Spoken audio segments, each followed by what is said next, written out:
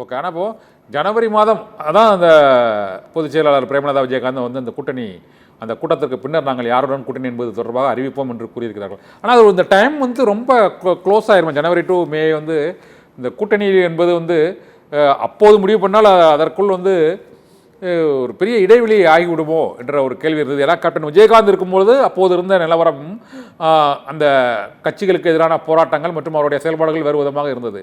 இப்போது ஒரு நீண்ட மௌனம் அந்த கட்சிக்குள் இருந்தால் அந்த கடைசி நேரத்தில் அந்த முடிவை அறிவிக்கும் போது அது ஏற்றுக்கொள்ளப்படுமா இப்போது உள்ள சூழ்நிலையில்? அதான் என்னோட கேள்வி. நீண்ட மௌனமே கிடையாது சார். நாங்க தான் முதல்ல எலெக்ஷன் வேலையை ஆரம்பிப்போம். வெளியில வருது கடைசியா வருது.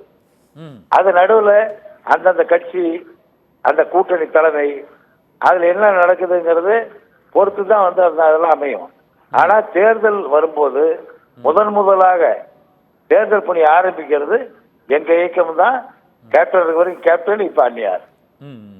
அதெல்லாம் நாங்க செஞ்சுட்டு தான் சார் இருக்கோம். எடுத்த உடனே டக்குனு கேட்டுட்டு தொண்டன் தொய்வாயிடக்கூடாது. ஏன்னா இன்றைக்கும் கேப்டன் மீது உயர வைத்துக்கின்ற தொண்டன் பெருமையா சொல்றது எங்க கட்சியில் மட்டும்தான். நான் இந்த தேர்தல் வரக்கூடிய இந்த ஆண்டுகளில் பொறுத்தவரை வந்து இப்போ அவங்க ஆளும் கட்சிக்கு எதிராகவோ அல்லது ஆதரவாகவோ ஒரு நிலைப்பாடை அவர்கள் வந்து ஒரு குறுகிய காலத்தில் எடுத்து அதை மக்கள் மத்தியில் அந்த வாக்குகளை அதை பெற முடியுமா என்ற ஒரு கேள்வி இன்றைய சூழலில் எழுந்திருக்குது. ஏனென்றால் முதல்ல 2005 தேமுதிக தொடங்கப்பட்ட போது அதிமுக தவிர ஒரு மிகப்பெரிய சக்தி அப்போது இல்லை. அதனால் வந்து அந்த கேப்பில் தேமுதிகவுக்கு வந்து ஒரு பெரிய எதிர்பார்ப்பு இருந்தது. அது 2011-16 வரை அது வந்து நீடித்தது. அதில் ஒன்றும் மாற்றுக்கிறது இல்லை. 2016 விஜயகாந்த் முதலமைச்சராக அறிவித்து அந்த கூட்டணி மக்கள் நல கூட்டணி அமைக்கும் போது அந்த ஒரு ஃபோர்ஸ் இருந்தது. நம்ம அந்த இதுவரை பெற்ற வாக்குகளை விட அந்த 2016 தேர்தல் தான் அவங்க 30 லட்சத்தை நெருங்கி வாக்குகளையும் பெறுறாங்க. நிறைய வாக்குகளை பெற்றதும் வந்து அப்போது தான். ஆனால் அது வெற்றி அந்த இடங்களை வெற்றி பெறும் தொகுதிகளை கைப்பற்றுவதற்கான ஒரு சூழல் அமையவில்லை என்பது உண்மைதான்.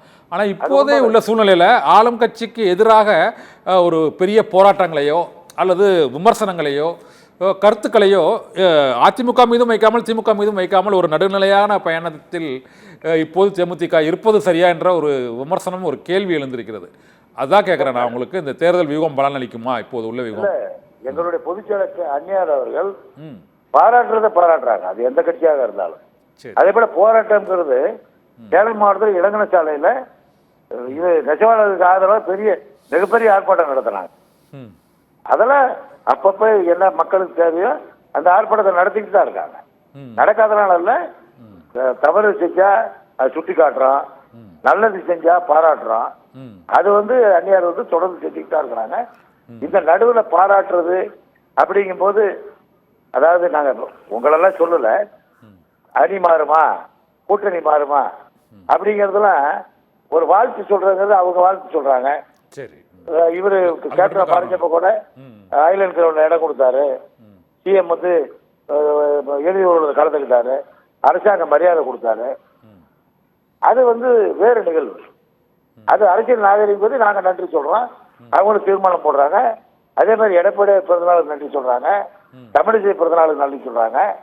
அது அரசியல் நாகரிகம் சொல்றாங்களே ஒழிய அதற்கும் தேர்தலுக்கும் சம்பந்தம் இல்லை. எங்களோட நிலைப்பாடு தேர்தலில் கேப்டன் எடுத்த முடியின்படிதான் அந்நியார் அவர்களும் காய் நகர்த்தி கொண்டிருக்கின்றார். அது நல்லபடியாக வெற்றிகரமாக முடியும் என்ற நம்பிக்கை எங்களை போன்ற கேப்டன் பின்னாலே இருக்கின்ற அந்நியார் தொண்டர்களுக்கு உண்டு. ஓகே, போன்றேன் சார். இன்னொரு முக்கியமான கேள்வி. தமிழகத்தில் வந்து ஏற்கனவே இந்த திரைத்துறையிலிருந்து அரசியலுக்கு வருகிறவர்கள், அது வந்து அதில் எம்ஜிஆருக்கு பிறகு மிகப்பெரிய வெற்றியை எட்டியது கேப்டன் விஜயகாந்த் அவர்கள் தான். அதற்கு பிறகு இப்போது ஒரு புதிய சக்தியாக தமிழக வெற்றி கழகம் வந்து தொடங்கப்பட்டு அவர் இப்போ முழு வீச்சில் வந்து இந்த அவர் கடைசி திரைப்படத்திற்கு பிறகு அரசியலில் இறங்குதார். இப்போ வந்து ஏற்கனவே திமுக தலைமையில் ஒரு அணி, அதிமுக பாஜக தலைமையில் ஒரு அணி இருக்குது, தேமுதிகவும் இருக்கிறது. அந்த அதிமுக அணியில் இப்போதைக்கு இருக்கிறது. இருந்த போதிலும் இந்த மூன்றாவது சக்தி அப்படின்றது வந்து நீங்களே சொல்றீங்க, நாங்க என்ன சொல்லல, அந்நியார் சொல்லலையே, இன்னும் இல்லை. அப்போ அதிமுக அணியில் இல்லை, நீங்க நடுநிலையா இருக்கிறீங்க. நான் சொல்லல. அதாவது சார், கூட்டணி நாடாளுமன்றத்துக்கு பேச போனதை பேசணும். அப்ப என்ன நடந்துச்சு எல்லாருமே நீங்க மீடியால கேட்குறீங்க. நீங்க 25 போடல, அப்ப 5 சீட்டு ஒதுக்குனாங்க. சரி, நான் இது ராஜ்யசபா சீட்டு கொடுக்குறேன்னு சொன்னாங்க. சரி. ரைட்டிங்லேயே எழுதி கொடுத்துருக்காரு. ம் எழுதி கொடுத்துருக்காரு. ஆமா. ஆனால் அனௌன்ஸ் பண்ணும்போது இது நாடாளுமன்ற தேர்தல் தான் லோக்சபா சீட்டு தான் அனௌன்ஸ் பண்ணாரு. ம் அப்போ அவர் அனௌன்ஸ் பண்ணல. ம் இப்போ வந்து அனௌன்ஸ் பண்ணிருக்காரு 2026 ராஜ்யசபா சீட்டு வழங்கப்படும் அனௌன்ஸ் பண்ணிருக்காரு. சரி. அது வந்து பேசுற மாதிரி நடந்துக்கிட்டாங்க. அது அதிமுக கடமைன்னு அந்நியார் சொல்லிருக்கிறாங்க. ம் இல்ல சொல்ல கூட்டணியில இருக்கீங்களா இல்லையா? அதிமுக கூட்டணியில இருக்கீங்களா? ஏன்னா அவங்க சொல்லிட்டாங்க தேமுதிக அதிமுக கூட்டணியில தான் தொடர்கிறதுன்னு. ஆனா தேமுதிக தரப்புல இன்னும் சொல்லலாங்கிறீங்க. கோப்பேசாவா கொள்கை பரப்பு செயலாளரா அதிமுக கூட்டணியில இல்ல. இல்ல சார், அந்நியார் வந்து அவர் ஒரு வியூகம் எடுத்து போயிட்டு இருக்காரு. அதுக்கு பின்னால் நாங்க பயணித்து கொண்டிருக்கிறோம். அவங்க அனௌன்ஸ் பண்ற வரைக்கும் அந்நியார் என்ன சொல்றாங்களோ அதான். இப்போ ரெண்டு கூட்டணியில இல்ல, அதிமுக கூட்டணியில இல்ல.